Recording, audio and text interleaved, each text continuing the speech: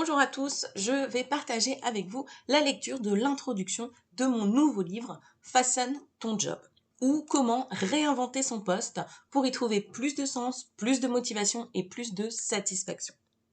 Aujourd'hui, nombreuses sont les personnes qui ressentent un mal-être, une insatisfaction, voire même de l'ennui et une perte de sens au travail.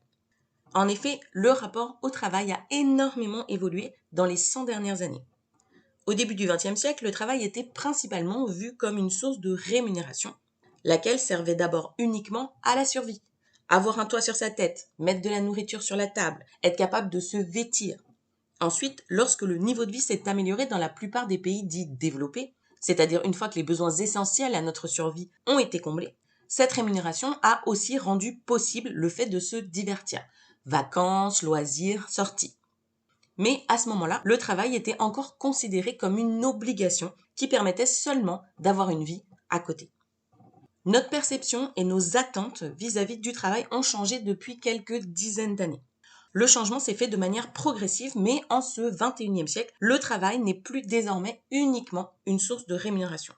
Chacun attend maintenant de son travail qu'il soit plein de sens, source d'épanouissement, motivant, source d'apprentissage, pourvoyeur de nouvelles compétences et connaissances, etc. Alors oui, nous passons un tiers de notre temps au travail. Il est normal que nous ayons des attentes fortes.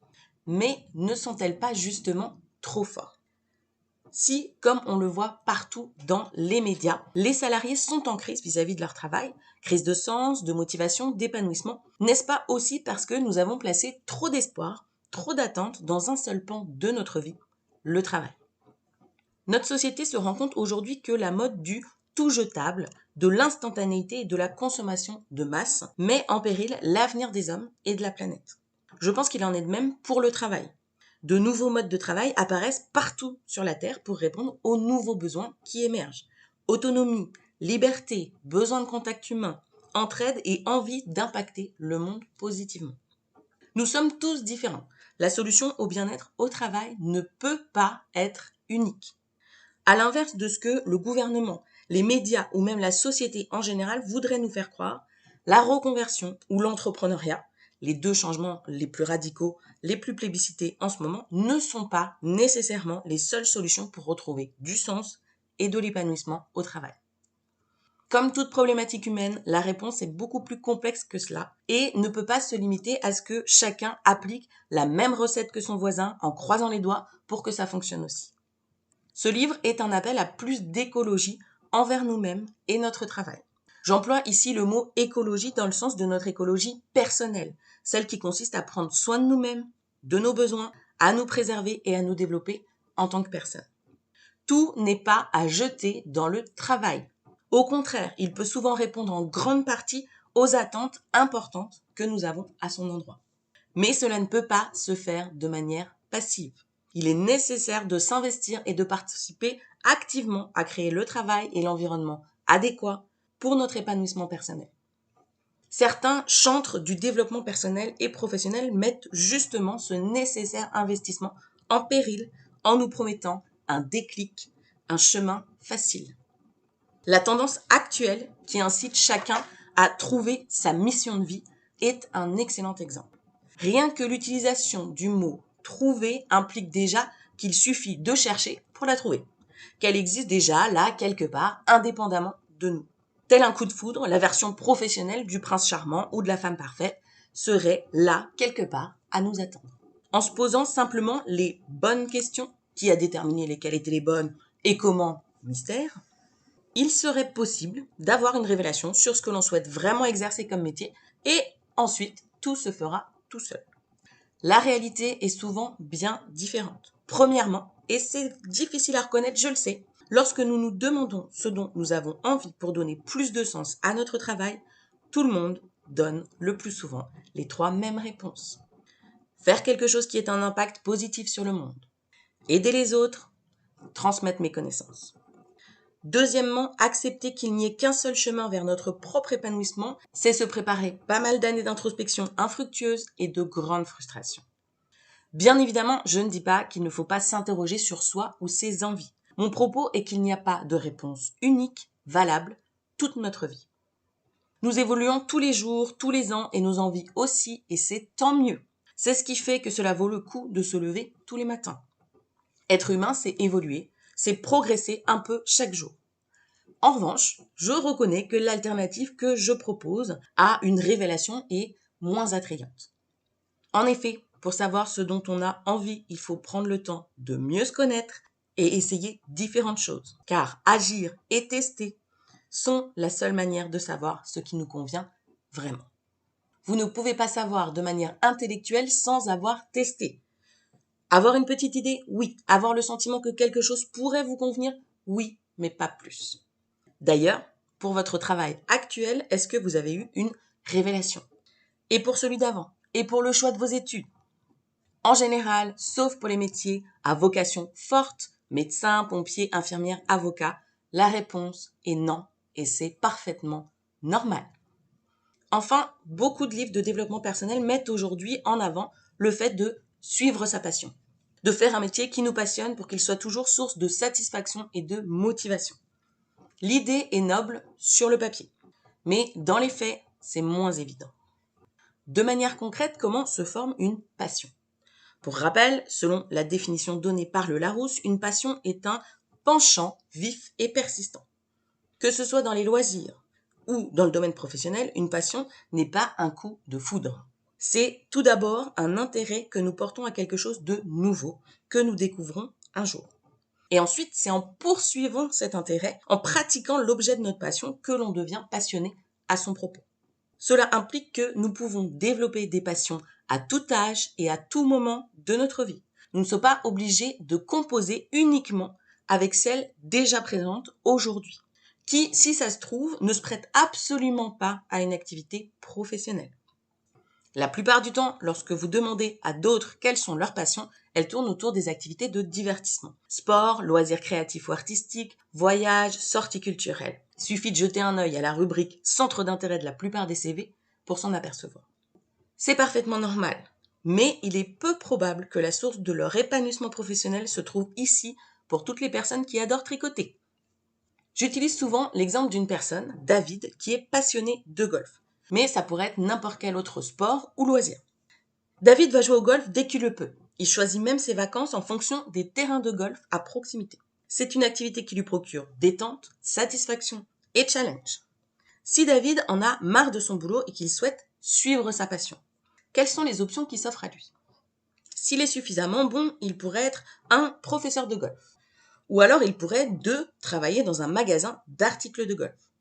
Ou encore, s'il en a les compétences, il pourrait, 3, travailler au développement de nouveaux clubs de golf, peut-être plus performants. Le lien avec sa passion pour le golf est évident, mais il est indirect. Dans chacune de ces options, la majeure partie du travail ne concerne pas le fait de jouer au golf. Dans l'option 1, même si c'est probablement celle où David a le plus de chances de jouer un peu au golf, la principale mission est l'enseignement. Dans l'option 2, c'est la vente et le conseil. Et dans l'option 3, ce sera plutôt la conception de matériel. Et pour la plupart des métiers qui tournent autour des passions, ce sera la même chose. En pratique, la passion n'est pas l'objet principal du métier, celui qui occupe le plus de notre temps. En France, 9 personnes sur 10 ont envie de changer de vie professionnelle ou l'ont déjà fait. Comme eux, vous avez sûrement déjà pensé à changer de boulot. Mais faites-vous partie de ceux qui ont franchi le pas ou des 55% qui hésitent encore? Si vous n'avez pas encore franchi le pas, c'est peut-être que c'est un virage qui vous paraît trop difficile ou risqué. Vous pensez que ça pourrait avoir un impact négatif sur votre environnement familial ou personnel. Vous n'avez pas d'idée de quoi faire d'autre. Vous craignez l'impact financier du changement. Ou encore, vous n'arrivez pas à vous décider. Ce sont des inquiétudes légitimes. Tous ceux qui envisagent de changer de boulot les vivent aussi. Ce qui nous fait peur face au changement, c'est l'incertitude, l'inconnu. On sait ce que l'on a maintenant, même si cela ne nous convient pas. Pour ce qui est à venir, c'est le flou total. Difficile de savoir exactement comment ça va se passer. Est-ce que ça va nous plaire? Est-ce que ce nouveau travail nous conviendra mieux? Est-ce que finalement ça ne va pas empirer les choses? Bref, ça nous paraît risqué, car rien ne nous garantit que cela va marcher pour nous. Et c'est bien là le problème. Lorsque vous opérez un changement, ou que vous l'envisagez, il y a nécessairement une part de risque. Vous n'aurez jamais la garantie totale que tout va se passer comme vous le souhaitez. Même si le changement peut faire peur, vous avez des moyens de limiter les risques. D'ici 10 ans, 20 ans ou même 30 ans, ce sont les choses que vous n'avez pas faites que vous regretterez. L'objectif de ce livre est de faire connaître le concept du job crafting et de mettre à disposition du plus grand nombre une méthode pour le pratiquer. En appliquant les principes du job crafting, donc l'art de façonner son travail actuel afin qu'il corresponde mieux à vos attentes et à vos envies, vous allez gagner en épanouissement au travail sans nécessairement changer de poste. De nombreux chercheurs en psychologie ont étudié le concept et ses effets bénéfiques. L'un des constats forts de ces études est que certaines personnes appliquent naturellement tout ou partie des principes du job crafting à leur travail, sans forcément avoir connaissance de l'existence du concept. Mais qu'en est-il des autres? C'est à ces personnes que le livre est destiné, pour leur permettre à elles aussi de reprendre la main sur leur travail afin qu'il soit plus aligné avec leurs valeurs, leurs compétences, leurs forces et leurs envies. L'objectif visé étant de leur permettre de retrouver du sens, de la motivation, de l'engagement et de l'épanouissement dans leur travail. Vous allez y découvrir la méthode que j'ai développée à partir des résultats des études, de mon expérience personnelle et de celle des clients que j'ai accompagnés. La méthode SERUM.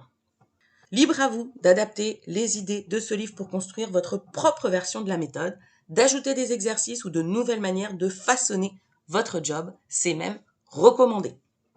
Chaque personne est unique et la méthode que je vous propose doit servir de base et d'entraînement au job crafting pour que vous puissiez ensuite l'intégrer dans votre quotidien au travail. Celui que vous avez aujourd'hui et les autres qui suivront. Une fois que vous saurez façonner votre travail actuel, vous pourrez utiliser ces compétences tout au long de votre vie professionnelle. La méthode est réplicable à tous les postes que vous occuperez par la suite. Vous pensez peut-être que le job crafting et la méthode SERUM ne s'adressent qu'aux personnes qui souhaitent rester dans leur travail et améliorer les choses. Ce n'est pas tout à fait exact. Appliquer les principes du job crafting peut non seulement aider ceux qui ne veulent pas changer de travail, mais aussi ceux qui se préparent au changement afin de leur permettre de soulager leur quotidien, souvent cause de leur souhait de changement, pour concrétiser leur projet. Dans la première partie du livre, nous allons d'abord voir les fondements scientifiques sur lesquels s'appuie la méthode SERUM et comment vous préparer pour vous lancer dans votre démarche d'épanouissement professionnel. Nous verrons ensuite en détail la méthode SERUM et ses 5 axes d'amélioration dans la seconde partie. Sens, mission, relation, organisation, environnement.